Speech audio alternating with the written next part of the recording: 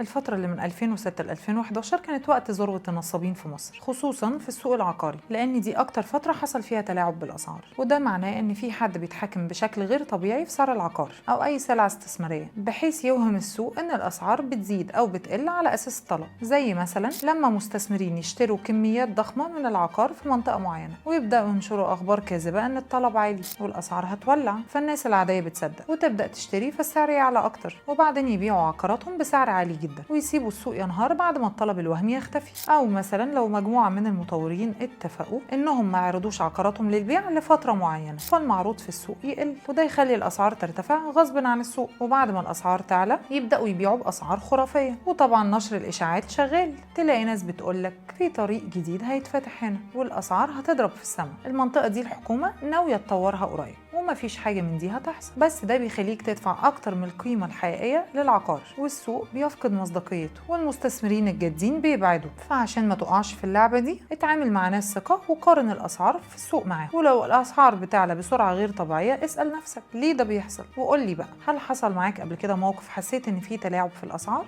حابة أسمع منك في الكومنتس.